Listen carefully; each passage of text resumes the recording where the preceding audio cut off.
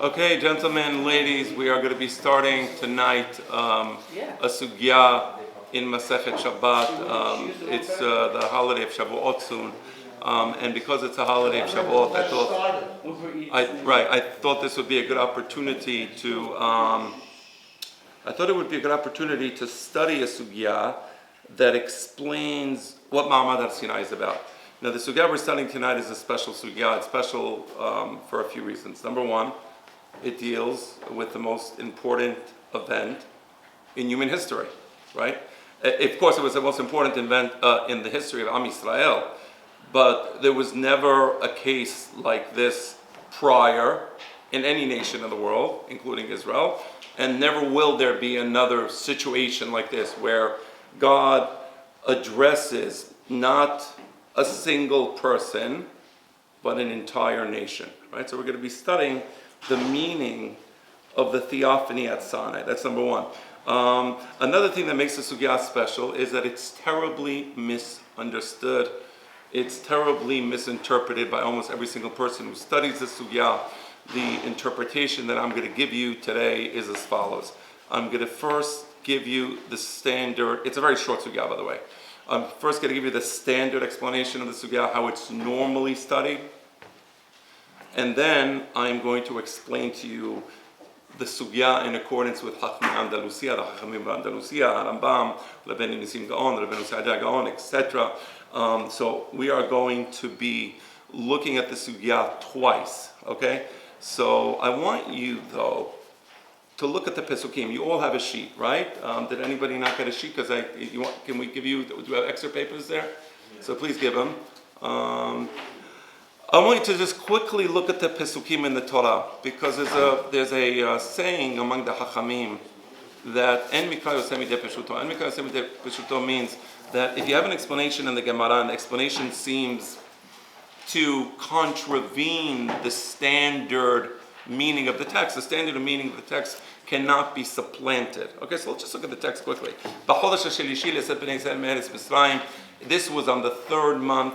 The exodus from Egypt took place in Nisan. This is in Chodesh Sivan. Hashem makes a proposal to Moshe Rabbeinu. If you look at the third line, Moshe ala el Elohim, Moses goes up the mountain. God calls him, and he says, I want to make the following proposal. I want you to speak to the household of Jacob. I want you to speak to the Jewish nation. And he proposes that you, the Jewish people, will be my nation, a kingdom of priests, a holy nation. You will be my nation on planet Earth. And in exchange, the proposal says, I will take special care of you. You will be a special nation among the nations of the world. That's a proposal. And what happens after that? If you continue the Pesukim, and I'm just going through it quickly, Moshe Rabbeinu descends from the mountain. He gives the proposal to the elders of Israel. Elders here, what does that mean in biblical Hebrew? Who knows? The political representatives, right? The Zekanim are the political representatives. He makes the proposal. They go back to their constituents, right? And they present the proposal to their constituents. And what is the answer? Look at Pasuk Het. They say, yes, we like this. This is a good idea. We want to continue with this process, right? What happens? Vayashev Moshe et divrei ha'amel Adonai. Moshe Rabbeinu goes up the mountain and he returns to God and he says, the deal looks like it's going to take place. Is there any coercion here? Does anybody detect any coercion? Are there any threats of violence? Are there any attempts to force the Jewish people to cause the Jewish people to accept the proposal through duress? No, it's pretty standard. It's very simple. It's very easy. And so the whole tenor of the discussion between the Jewish people and HaKadosh Baruch Hu continues in this horizontal fashion. I say horizontal because Hashem discusses the terms of Moshe Rabbeinu as if, although the Jewish people are his equals, and the Jewish people, they say, yes, we like this, And so the covenant eventually is entered into between God and Am Yisrael. That's the Pesukim. Nothing in the world can supplant the Pesukim as they were given to us by Moshe Rabbeinu, as it was taught by the Chachamim over millennia. And yet we have this unusual Gemara. As I said, this Gemara is misinterpreted almost universally. And I want to read to you the Gemara. You all should have it. Do you have it? You have the what page? Do you have the sugya? I have a slightly different version. Here, let me see. Thank you. Yeah, so if you go, you turn the page over 2 times. You'll see on the top of the page, Shabbat 88.8. You see that? Thank you. Okay, Shabbat 88.8. All right? You were trying to stress before about Amikal, you said, meaning the Torah doesn't deviate from the... Well, meaning you can make a derasha on a pasuk, and there's many derashot that the Hachamim make on pasukim in the Torah. The purpose of those derashot is not to supplant the peshat of the Torah, but rather to offer new interpretations and to generate new interpretations from the pasukim. Those new interpretations do not supplant the conventional meaning of the text. And we saw no indication so far that there was any coercion, is what you're saying. Oh, it's very clear, and you can all keep these papers. So I gave it to you. You can keep it. You can study it on Shavuot. You can look at the Pesukim, and you will see that yes, there was no duress, there was no coercion, there was no threat of violence. It was a very horizontal process. That's what my father calls his book, the horizontal society, because we are the only nation that entered into a covenant horizontally with our king, which was of course HaKadosh Baruch Hu. But normally monarchs, they set the law. This is the law. From this point on, if you're rich, you pay more money. If you got a traffic ticket, poor people don't have to pay so much. I don't like that law. Oh, but that's a law. It's a vertical society. There are many laws we don't like that are imposed upon us. So it's a horizontal society because here God came to us and said, "You want the Torah? Well, yeah, tell us a little more." Oh, sounds good. We like that. Okay. Na'aseh v'nishma. We want to do what we heard, but we want to do what we heard already, but we also want to hear more about the terms, right? So that's a horizontal society. So you look at it yourself. You look at the Pesukim. I don't want to spend too much time on the Pesukim. I want to jump right into the sugya.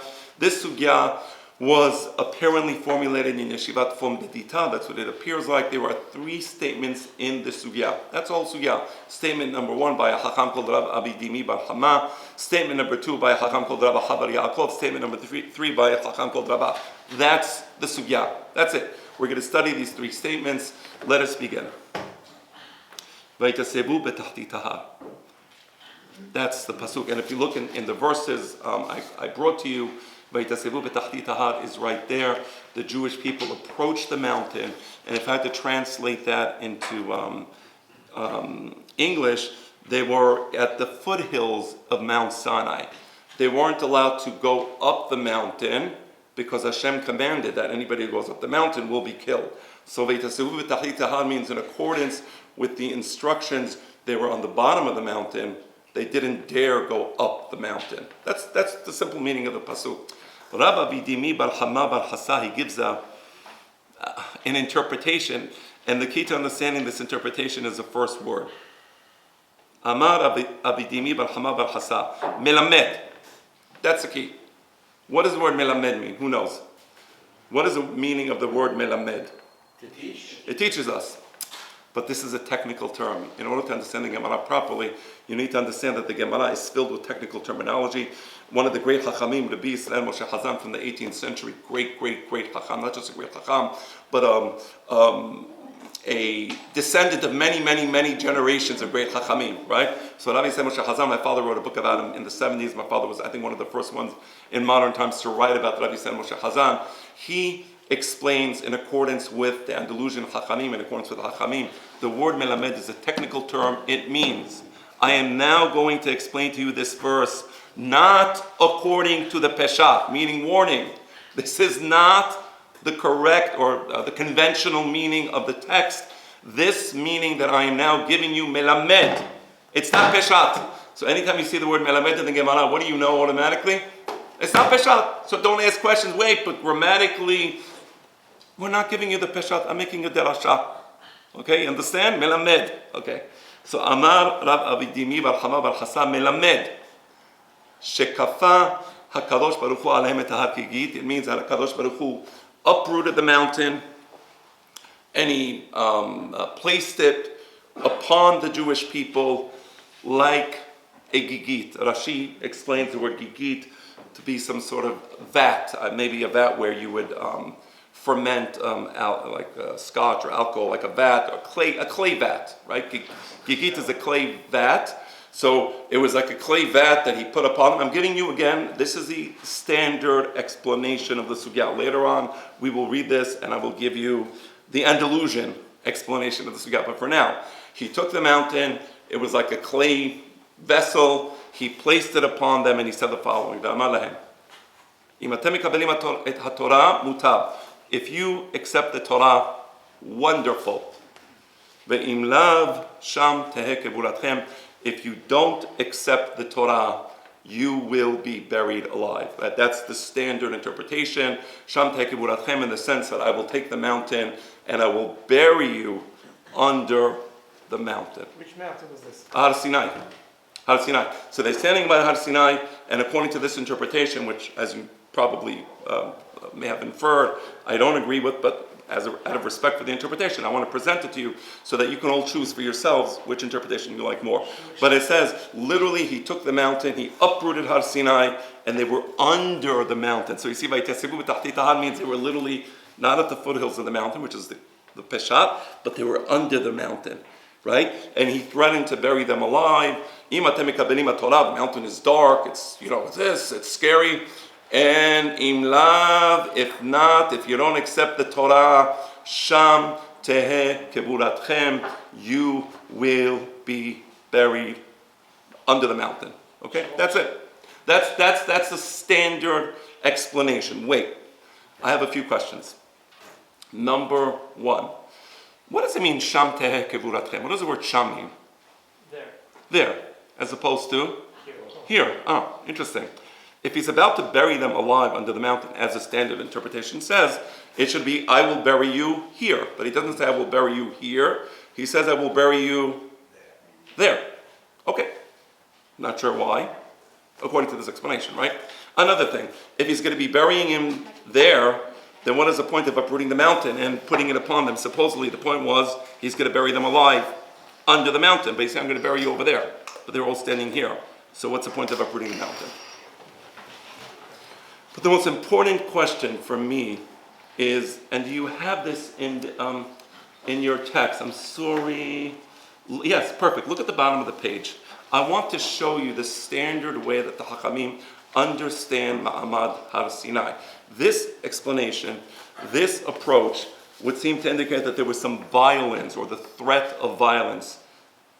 Your money or your life type of situation, right? So it's a your money or your life situation. I'll keep my money. Okay, so that's what happened. But that's what happened. So look at.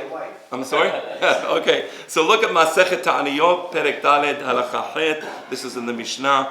This is the way the Hachamim, the standard understanding, almost universal understanding of Har Sinai is as follows. The Pasuk in Shir Hashirim says, "Oh, go out, daughters of Zion, and see how beautiful it was, how beautiful King Solomon was. He had this beautiful crown on his wedding day, the day of happiness." And the Chachamim make a derasha here. They say, "B'yom chatunato ze matan Torah." This is actually referring to the day that God gave the Torah to the Jewish people, and it was almost like a wedding where we entered into a covenant. So when a man marries a woman, there's a sacred covenant between the man and the woman. This covenant between Hashem and the Jewish people was akin to Yom Hatunato Ze Matan Torah, meaning the Matan Torah. Now, can a man force a woman to marry him? Can a man say, I want you to be my wife, and with this coin or with this ring, and the woman says, "Sorry, not interested." Can the man force her? Yeah. Of course. No. Stick it up the head so you can marry, no? So it doesn't work. It doesn't work. It does Okay. if she's raped. So no. So according to halacha, according to Jewish law, standard Jewish law, According to halacha, the woman has to consent to the kiddushin. If she doesn't consent, she walks away. So you see that the Chachamim were very intelligent in choosing this particular metaphor, because this metaphor suggests that there was consent. Just like between the husband, anybody force a husband, you must marry this woman? No. You want to marry her, marry her. You don't, right? So you see there's consent on both sides. Again, the horizontality of the relationship between God and the Jewish people. Husband can say, I love her, or no, I'm not interested. He chooses to marry that woman. He chooses. Similarly, the woman chooses, right, to accept the kiddushin from that man. So it's freedom, on both sides, right? And that's always the way we viewed the holiday of Shavuot. That's why there was a custom in many synagogues, when they opened up the Hechal, they would read this special poem, which was like a ketuvah between HaKadosh Baruch Hu and Am Yisrael. It was called Ketuvah de Lalei. I know we don't do that today, but it was very common among many Sephardic communities to do that, in fact, on Shavuot. So this explanation, getting now back to the Gemara, that somehow God compelled the Jewish people through the threat of violence, is unusual. It's unusual. Okay, let's continue. No, we do Ruth, Megillat Ruth, right? What if, Yes. two questions. Yeah. Yehoshua was able to ascend part of the mountain? No, okay, so let's put that on the side for now. Second question. Okay. I'm sorry. Yeah. If a father promises his daughter to somebody, does she have to No. marry that? Okay, so let's focus. Let's focus on the sugya. Okay, let's focus on the sugya. We're now in part 2. Amar Rabbi Habar Yaakov. Rabbi Habar Yaakov says the following. Mikan moda'a. So this is part 2. So we read the first statement, now we're reading the second statement. Soon we're going to read the third statement, and that'll be it. Amar Rabbi Habar Yaakov. Mikan moda'a rabba le'oraita. Rabbi Habar Yaakov was also from Yeshivat from Bedita.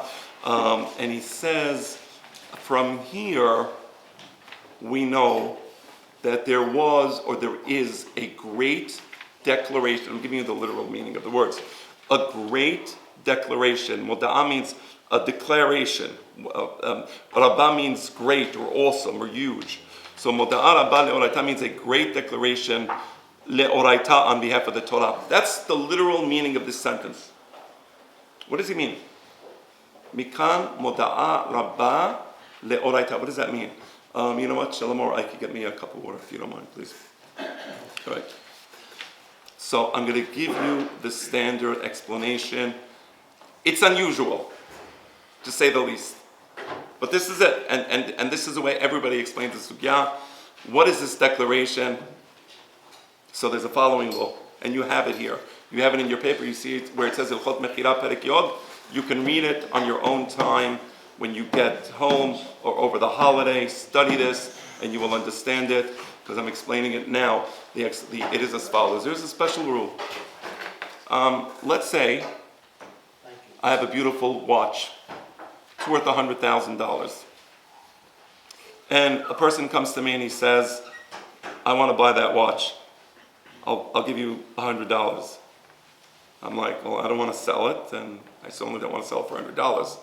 So he says, no, you don't understand. I really want that watch, and if you don't sell it to me for $100, I'll blow your brains out, right? I'll shoot you, right? He has a gun, he takes out the gun, he says, I want you to sell this watch to me for $100. So at this point I realize, I'm like, I don't want to give up my life, and the watch is beautiful, but I'd rather live. So here's what I do. I tell him, can you just give me 5 minutes, please? He says, no, I want to kill you. He says, no, but please, listen, I'm giving you the watch for $100. You know it's worth $100,000. Just give me 5 minutes. I go 5 minutes. I go to Joey. I go to Michael. I say, guys, listen, I need you to do me a favor. I need you to be witnesses. There's a Majnun case over there. He threatened to kill me. I'm going to be selling him my watch. I'm Moser Moda'ah. I'm making a declaration. We write it down. You're my witnesses. And the declaration is as follows. I'm only selling him this watch because I'm afraid to be killed. That's called the moda'ah. Moda'ah means I am being forced to enter into a contract, which I don't want to enter into, to sell something that I don't want to sell, right? and I'm letting you know a side declaration, 2 witnesses, written down. I'm doing it because of duress. Later on, I'm allowed to go to court when I'm not afraid of him, right? And I can tell the judges, listen, that watch is really mine. I didn't want to sell it. I only sold it because I was afraid that I'm going to be killed. That's called the moda'ah. That's called mesirat moda'ah. Everybody clear? So how is this gamara explained by the standard commentaries? The standard commentaries is as follows. The Jewish people were standing under the mountain. God was going to kill them. Okay? He was going to crush them with the weight of the mountain. So the Jewish people, again, according to this explanation, I don't abide by it, but I have to show respect to it, that's why I'm explaining it. The Jewish people went, I don't know who the 2 witnesses are, I don't know what that even means, but supposedly they went to 2 witnesses, whatever those witnesses were, and they told the witnesses, God is forcing us to accept the Torah. We don't want to accept the Torah. And now you're our witnesses, so we reject the Torah. That's a moda'ah rabbah, okay? Of course, this is really problematic. I mean, for many reasons. Number one is comparing God to a criminal. I'm just putting it out there. I mean, I have no other way. Right? The whole concept doesn't make sense. They didn't Oh. get the Torah yet, so this rule doesn't apply. Right. Well, that's a nice point. But okay, fair enough. Fair enough. Let's say that there's some idea. There are some ideas. Okay. But you're right. You're right. We know that the one thing does apply is a man's word, and we'll see that in a moment. But put it on the side. Number one, you're comparing God to a criminal, to a person who gets his will, or else. Okay, maybe, but odd. Okay, number 2. Was there a sale or transfer of property here? Moda'ah works if I want to take your property and I threaten you, give it to me as a gift or sell it to me, and then you give a moda'ah. What sale of property, what transfer of ownership took place here? So from a legal perspective, it's a very dubious explanation. I'm being very honest. I'm not trying to be, God forbid, I hope I'm not coming off disrespectful. I'm just asking questions that I think should be asked because the explanation that I'm going to offer based on the Andalusian Hakanim is really beautiful. But for now, also, who were the witnesses? Again, who were the witnesses? There was no sale. There was no transfer of ownership. So supposedly God threatened us and we went to somebody and we said we don't like the sale. Okay, fair enough. He's trying to force us to sell him something and we don't want to give it to him. It's more like a gift than a sale. No problem, but the gift was not from the Jewish people. It was from God to us. So the moda'ah is used, meaning, we're the ones receiving it, right? So how would that make any sense? Okay, statement number 3. Final statement. Amar Rabba. Rabba says, nevertheless, even though the Jewish people did not accept the Torah in Har Sinai, Hadur Kibeluha b'mei Hashverosh, in the days of Mordechai and Esther, the holiday of Purim, there is a pasuk that indicates that they did accept the Torah, meaning for thousands of years we didn't have the Torah. Comes Purim and we reaffirm the Torah. Dichtiv kiyemu v'kibelu haYehudim. The Jews affirmed and the Jews received. The Gemara says, what does it mean the Jews affirmed? Kiyemu v'kibelu. Kiyemu masha kibelu kevav. They accepted, or they affirmed what they already received prior. Meaning, they didn't receive the Torah, or they received the Torah early, but they didn't have to follow the Torah because they gave that moda'ah. But now they reaffirmed the Torah. Again, the language is a little dubious. It should have been ki yemu ma shelo kibelu, right? What does it mean kibelu? Ki yemu ma shekibelu. You just said that they rejected the Torah through the moda'ah, right? So they're saying, and furthermore, let's say I don't want to sell you my watch, and I give a moda'ah, right? That's it, the watch is mine. I can come anytime and take back the watch from you if I'm brave enough and not scared, right? But the original agreement no longer exists. The original covenant was rejected, according to this opinion. So how can you reaffirm a covenant that you previously rejected? What does that even mean? Okay, that's the sugya. That's it. We finished. Now we have 30 minutes left, and during this 30 minutes, I will explain to you the sugya in accordance with. But doesn't that original interpretation put the nation of Israel in a bad light, that they don't It puts us in a bad light. It also means that all the prophets that came to us over the many years, what were they talking about? We had that sidebar where we rejected the Torah. So why are you coming to us and punishing us terribly for doing chas v'shalom avodah zarah and all the other sins in the days of the first temple? Why were we punished? We rejected the Torah, right? So if we rejected the Torah, then why were we punished? Where does it say that they rejected it? All right, so according to this explanation, it's not true, but according to this explanation, the Jewish people had that sidebar with those two witnesses where they said to the two witnesses, look, God is scaring us, he's threatening us with violence, and therefore we don't want to accept the Torah. We're letting you know that we're off the hook, we're exempt, right? So in case God wants to act with violence towards us, we are exempt because we're giving you this sidebar. Again, this is the explanation, that's the standard one. I will give you a different explanation. Because it seems like this takes a lot of liberties. According to this explanation, there's a lot of bad consequences, right? Like, so what are we doing? Like, why are we celebrating Shabbat? What does that even mean, right? So it was all a sketch. We were sketching God, like right? What is that? I don't know what that means, honestly. Mechila. Let's go to what I consider to be the beautiful, precise explanation of this sugya. And there are three keys to understanding the meaning of this sugya. Key number one, do you have it, Shavuot? Oh, turn the page.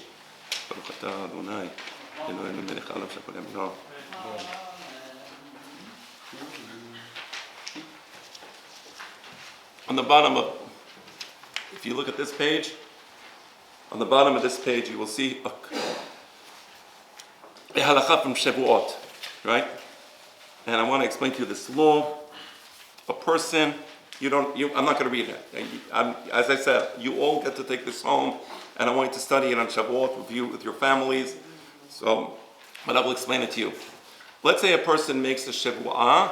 He says, I'm going to stay awake for 7 days. That's called the Shavuot Shav. The Shavuot Shav means a person makes an oath to do something that no human being can do. No human being can stay awake for 7 days.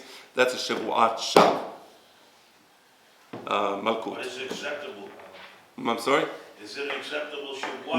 No, it's called the Shavuot Shav. It's called a false oath because he made an oath to do something that no one can do, including him, and therefore we give him malkut. He's going to go to sleep. He can go to sleep that night. He doesn't have to try to make an effort, and that's over. Let's say a person, for example, makes a Shavuot. He looks outside. It's nighttime, and he says, "No, there's a bright sun in the sky." That's a Shavuot Shav. It's a false oath. Let's say a person makes a Shavuot that he no longer wants to put on tefillin. That's called the Shavuot Shav also. Why? So the Gemara explains, the Hachamim explain as follows. Every single Jewish person is Omed Umushbad Sinai. When we stood by Mount Sinai, we solemnly declared our affiliation to and acceptance of the Torah. We declared with our mouths that Na'aseh v'nishma, that from this moment on we accept the terms of the Torah. That oral declaration, those words spoken by the Jewish people were solemn, they were holy, right? And they bind us as a matter of law. Meaning, any Shavuot that I make that contravenes a previous Shavuot is called the Shavuot Shav, right? I cannot make one Shavuot that contravenes a Shabbat that I made previously. Now here in Har Sinai, we all said that we accept the mitzvot. Therefore, if I make a Shabbat that I don't want to put on tefillin, that's a Shabbat Shah. Because I already previously made a Shabbat that I will put on tefillin, and I will be Shomer Shabbat, and I will do whatever the Torah says to do. So the legal theory, and this is what you need to understand, the legal theory binding us to our entering into a covenant with God is the holiness of our words. That's a legal theory. We said, Nishbati, we made an oath, Va'akayema, and we will fulfill the oath. The same way when Avraham Avinu made an oath to Avimelech, Melech Pelishtim, and he stood by the oath. He didn't touch the land of Avimelech, Pelishtim, right? We always adhere to our word. That's a legal theory. There was a king called Shaul. He attacked the Givonim, and because they went against the oath that they made in the days of Joshua, there was an oath that they would protect the Givonim. Shaul couldn't stand them anymore, and he attacked them, and there was terrible consequences. So we were created in the image of God. Part of the image of God is we speak, and our words are holy, and it is the solemnity of our words that binds us to Har Sinai. We entered into the covenant, and we said, Na'aseh v'nishma. That's it. That's a legal theory for Har Sinai. Okay. That was key number... This is Shua, right? Shebuah. About Yiftach HaGiladi with his daughter. Yeah. Right, it's the Shabbat. Yes, I agree. It's Shebuah. Is not Shua Shabbat? Different story. Different. I don't want to get into Yiftach HaGiladi. It's a good question. There's different explanations. What he did, excellent, but a good question. I like that. What if you decide, I'm sorry? Yeah. What if you decide not to wear tefillin, but you don't make a shavua? All right, that's not a Shavuot Shav, because the Shavuot Shav means you have to make a Shavuah, right? So the point being that the Shavuot Shav is a false oath, right? And therefore, we understand that the oath we made in Sinai to enter into this covenant with God binds us till today. That's it. Okay, that was key number one. Key number two, I said there's three keys, right? To understanding the sugya. I'm not going to give you the second key.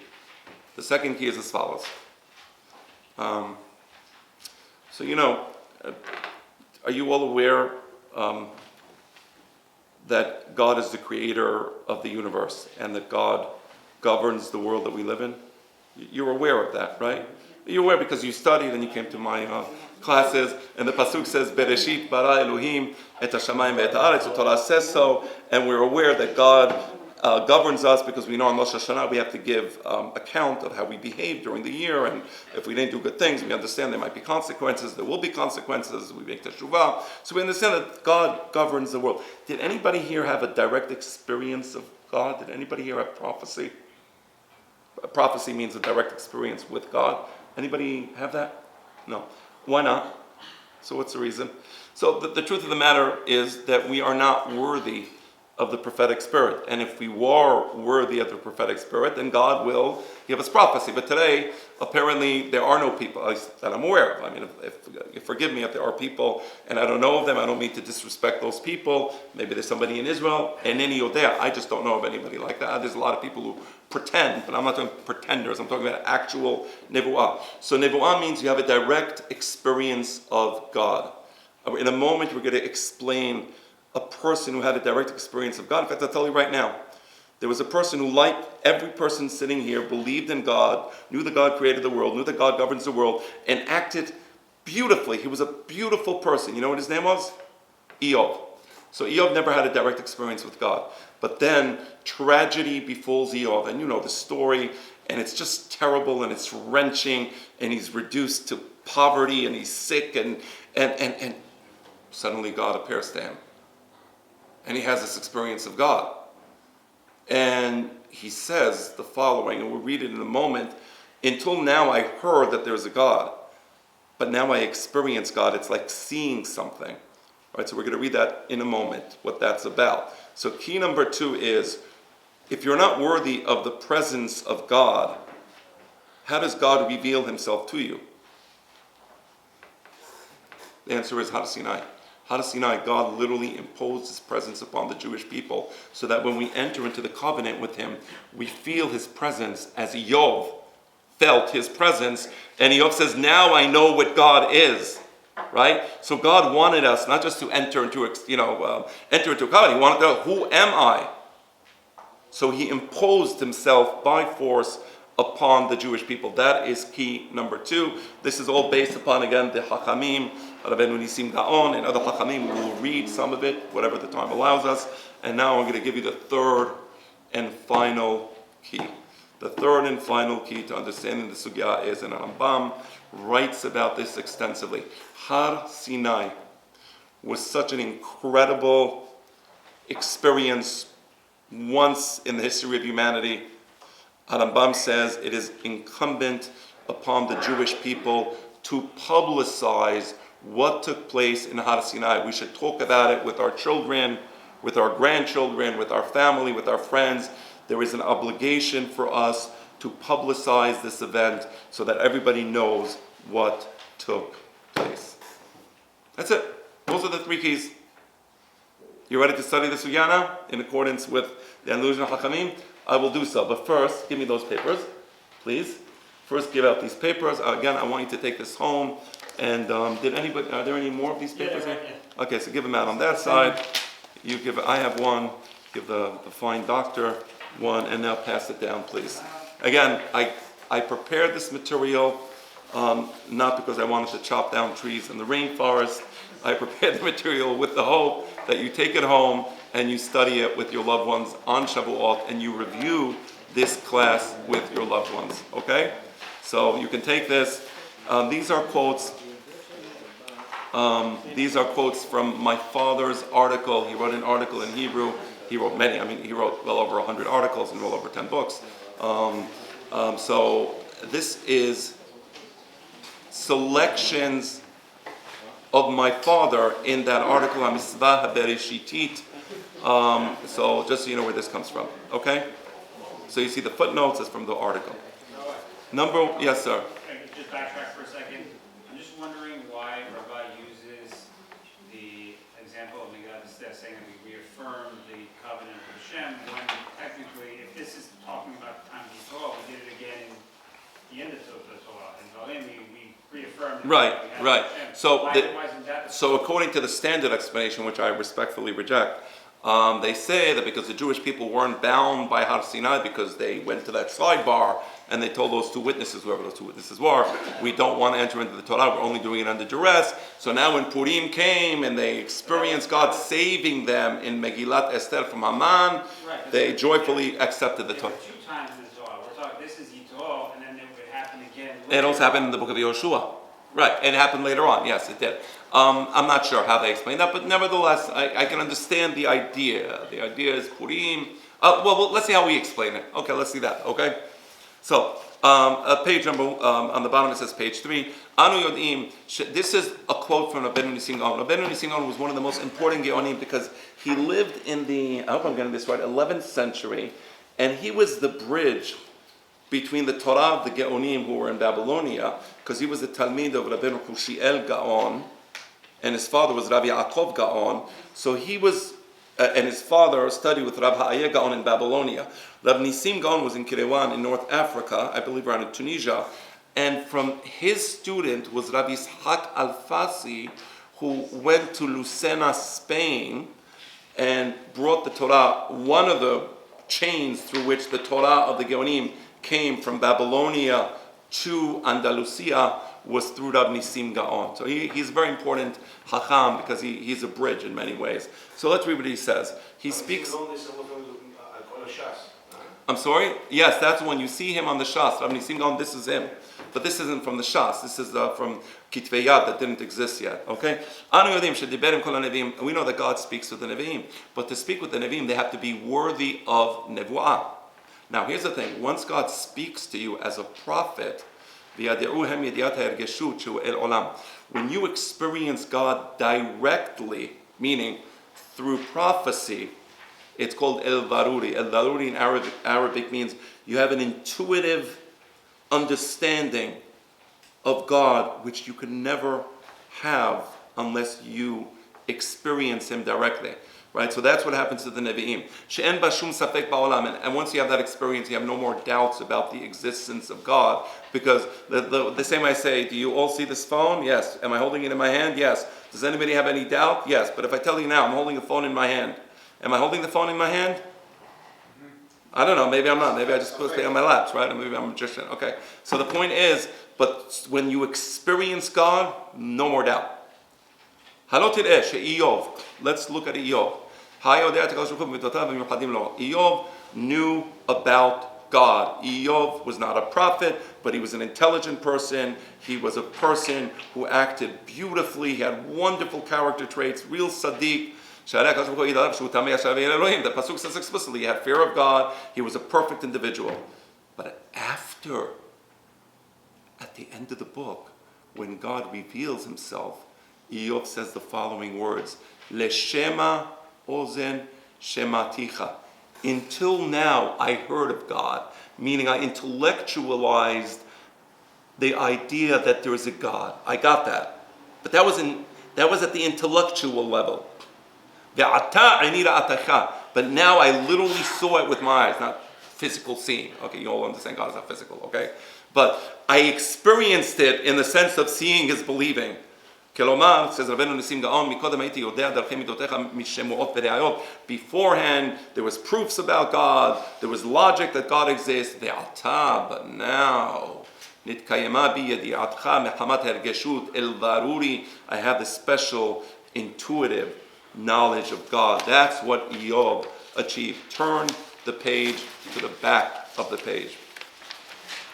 Go that lower paragraph. And what the Rabbeinu Nisim Gaon says, what happened to Eov is what happened to the Jewish people in Har Sinai.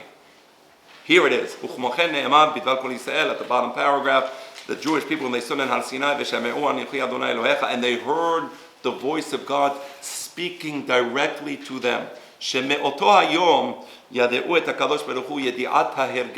that moment on, they got el varuri, they got that intuitive knowledge of God. They saw the voices nikdahim betoche anan, penetrating and piercing the thick cloud and the dark smoke. And they saw the letters. Literally, it was such a powerful experience that when God spoke to them, it wasn't like when I speak and there's wavelengths entering your ear. It was almost like the message entered the brain directly, and it was like they were seeing letters in the sky, the letters of the words that God was speaking. And skipping a little, you see where I underlined? You see the words that are underlined? Key to understanding the sugya. Literally, Rab Nisim Gaon is explaining our sugya. He imposed himself, his presence, upon the Jewish people so that they can experience him, even though they were not worthy for prophecy, because not all the Jews that left Egypt were worthy for prophecy, but because this was a special situation, I'm going to force you to be a prophet. You're now going to experience. Now, the Hachamim speak about that, and they say that it was terrifying, and there's actually a Midrash that says that it was such an overwhelming experience that it shattered our existence. And he literally had to sprinkle upon us the special dew. There's a special tal that's reserved for Tehayat HaMetim when Hashem brings the resurrection of the dead. And that he sprinkled this tal upon the Jewish people so that they come back to life, because it was so overwhelming, the presence of God, that the Pasuk says, Ki lo yirani adam b'chai, but even a low level of God's presence is too much for a regular person to accept. So that's the idea of Rab Nisim Gaon. Let's turn the page. We're almost done, and then we're going to be going to the sugya and the gamara, and you will understand everything. Look at the pasuk. You know when we take out the Sefer Torah in the morning, Shabbat, what are we saying? Right? That's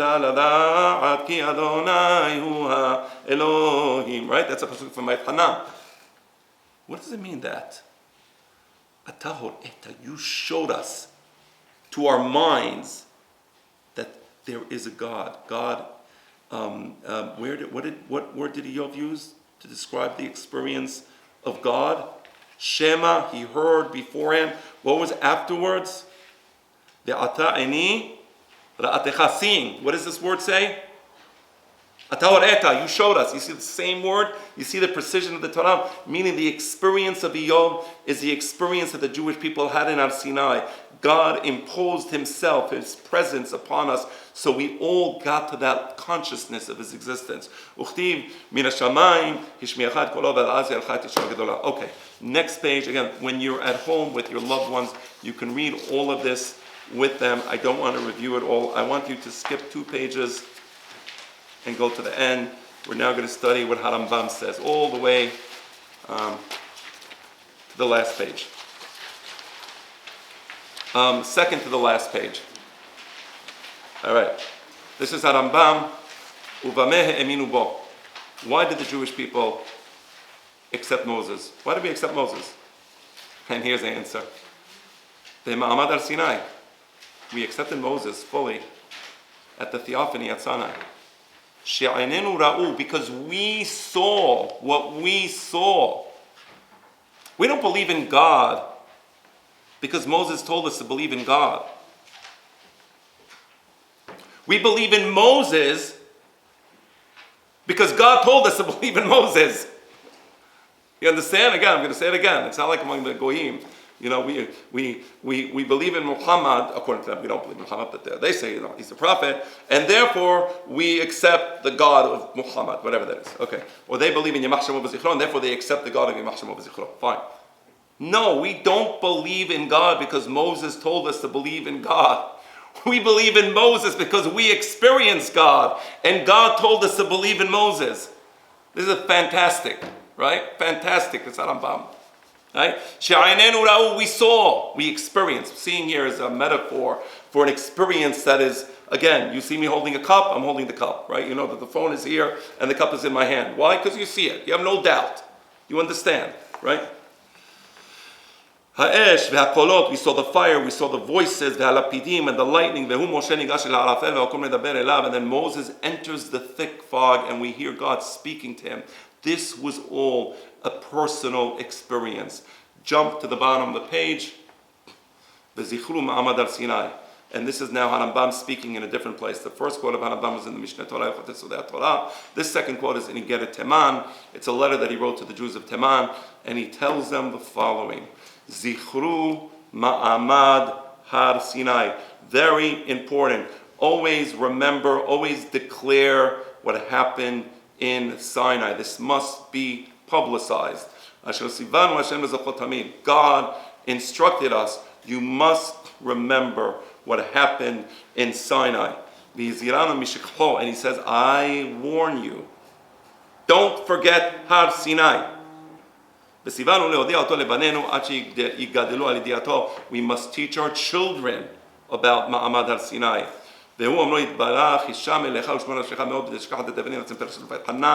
God is saying, please be careful. I'm warning you. Guard your soul. Don't forget what you experience. And then he continues and he speaks to them and he says what he says.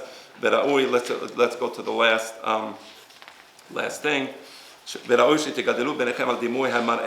And therefore you must explain to your children El Mashhad El Azim, this awesome experience, this powerful experience that you had. And so on and so on. Okay, that's it. I want now to look at the Gemara, and I'll explain it to you. Now that you have these 3 keys, now that you studied the Geonim, now you will understand the sugya without any problems, no questions, no issues, very precise, very beautiful, and it does not contradict the Peshat of the Pasuk. It conforms and is fully aligned with the Peshat of the Pasuk. Let's read it. They were under the mountain. Amar Abidimi bar Chama bar Chasa melamed shekafa hakadot. Do you have the place? I'll go back to the Gemara. I'm sorry. Yeah, I'll give you a second to go back to the Gemara. Okay. Amar ויתאספו בתחתית ההר. אמר רב אבידימי בר חמה בר חסה מלמד שהקדוש ברוך הוא שכפה הקדוש ברוך הוא עליהם את ההר כגיגית. This teaches us that God took the mountain and put it upon them like a gigit. What does the word gigit mean? Key. So I want to explain to you what it means. The explanation, this is based on Harambam in Masechet Shabbat, I think Perikapet, in the Perush Mishnayot, the word gigit appears there. You know what a gigit is? And my father discusses it in this article, which if you want to copy the article, it's very hard Hebrew, very academic Hebrew, but if you want, I'll be happy to send it to you. The word gigit literally in Aramaic, and I will show you soon the Aramaic word, it means an aspeklaria. Does anybody know what aspeklaria mean? So Alice in Wonderland, you heard of the looking glass? That's a rabbinic concept. I don't know if he read the gamara. By the way, many of these people, they studied the rabbinic text. Like, for example, I know Sigmund Freud was familiar, C.G. Jung was certainly familiar. Many of the great minds, they used to study rabbinic texts. So I wonder if Alice in Wonderland, the idea of the looking glass comes from the Gemara. A looking glass, aspeklaria, is a mirror, but the same aspeklaria can be a looking glass. So in Alice in Wonderland, it's actually a mirror. He then wrote a sequel to Alice in Wonderland. It's actually called The Looking Glass. Maybe spectacles. Spectacle, from which you get the word spectacle, which are glasses, right? So it's this glass optical tool that enables you to see something that you couldn't see otherwise. That's what that's literally like a telescope. They didn't have telescopes back then. But he took the mountain, it was made out of glass, and he put it upon them so that they can see and understand something that otherwise they would not be able to see and understand. Here's the thing. Where else is the word aspeklaria used in rabbinic literature? Anybody know? In, I think it's the Gemara Masechet Yevamot. It says that when God speaks to the Nevi'im, you know how he speaks to them? You know what word he uses? Aspeklaria, the same word. God takes an aspeklaria, and through the aspeklaria, that's how the Navi can accept the presence of God. The aspeklaria is a metaphor used to bridge the consciousness of man to the presence of God, which normally we cannot on our own experience God's presence. We understand it intellectually, but if there is a Navi who is worthy, God will, so to speak, give him this telescope or this looking glass, as you wish, and through that aspeklaria, the Navi will have access to understanding God's presence. There's different types of aspeklarayot. There's aspeklaria meira, which is for Moshe Rabbeinu. There's aspeklaria she'ena meira, which is the Nevi'im. But the word aspeklaria is key. Now, you know that there's an Aramaic translation of the Torah. There's Targum Ankelos, is the Targum that they attribute to Yonatan ben Uziel. Apparently it's not Yonatan ben Uziel. I want to read to you what it says because it's unbelievable. This is the Targum. If you get the Chumash and you look at the Targum, it says Yonatan ben Uziel, and it's attributed to him, but it's not really him. It says as follows: "Ve'anpek talish mare alma yat tavra." This is what the Targum says on that pasuk.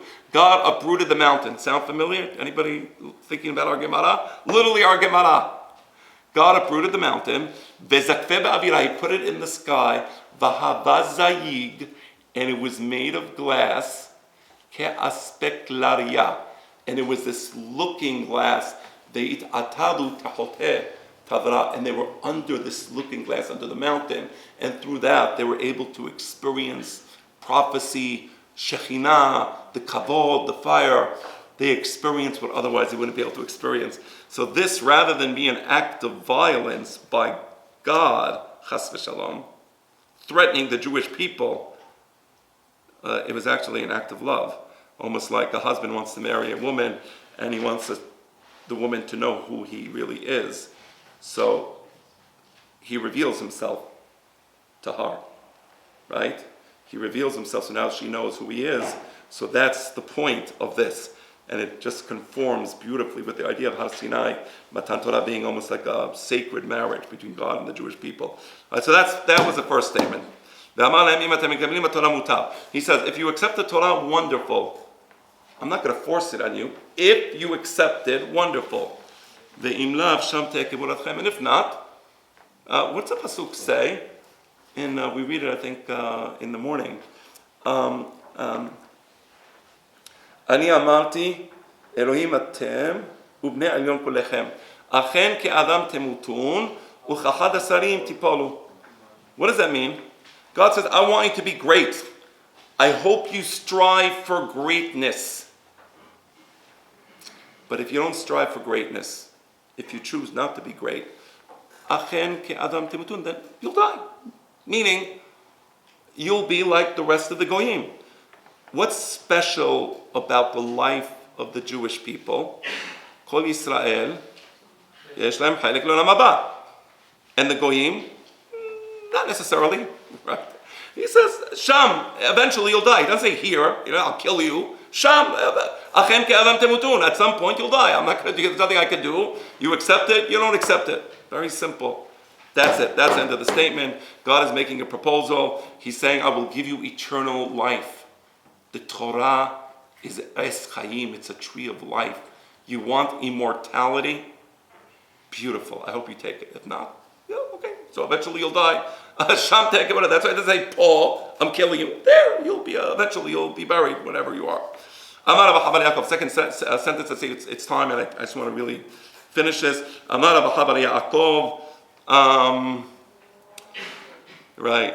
Mikan moda'ara b'lo hayta. From here we learn how important it is to declare publicly what happened when we received the Torah. Moda'ah means declaration. Rabbah, a great declaration, meaning there is incumbent upon us to make a moda'ah rabbah about the Matan Torah, about our experience in Sinai. Who spoke about that? Harambam, explicitly. Where did he get it from? Where did Harambam make it up? Right here. Moda'ah rabbah le'oraita. Incumbent upon us is to tell everybody, our children, our loved ones, our grandchildren, what an incredible thing happened, how God revealed himself at Har Sinai. We experience his presence directly, and we must tell our children about this. Moda'ah rabbah le'oraita. And finally, the last thing. Amar Rabba. Comes Rabba and he says, Afal pichem, even though we accepted the Torah in Har Sinai, Hadur kibelu adimei Achashverosh, we reaffirmed the Torah in the days of Achashverosh. Because what happened in the days of Achashverosh? In the days of Achashverosh, many of the Jews, they assimilated. What was the name of the hero of the story? Mordechai. What does the word Mordechai mean? Marduk. Marduk is a pagan god. Meaning, his father's name was Yair ben Shim'i ben Kish. Right? So his father was Yair, a Jewish name. His father called his son, the name is like Chas v'Shalom, calling your son the name of whatever. Okay. You call your son that. Bar Minan, right? Or Muhammad, right? What's the name, by the way? Esther. Astarte. The Jews, they left the Torah, right? They violated the Berit. They violated the Berit. So, when Hashem saved us, we made teshuvah. And we reaffirmed the Berit. We said, no, we were mistaken. We are going to reaffirm the Berit, and we're going to make a clear declaration that no, we do abide by what we accepted in Har Sinai. In Har Sinai, we said we are going to be beholden to God. We will enter into special relationship with God, rather. In Purim, before Purim, we broke the trust. After God saved us, we reaffirmed our allegiance to the Torah and to God. That's a sugya, very simple sugya. When you understand the sugya as a Chachamim, Harambam, Rabbeinu Nisim Gaon, also there was Rabbi Yehuda Levi, there was obviously time limitation, but you see how it's a beautiful explanation. It makes sense. You can choose also to do the other way if you prefer the other way. I personally like the explanation of Chachamim. Rabbi Hananya. By the way, after Kaddish, to stay here because we want to say the Omer. Okay, Chavon, Kaddish. Amen. Amen. Amen. Yes, Amen.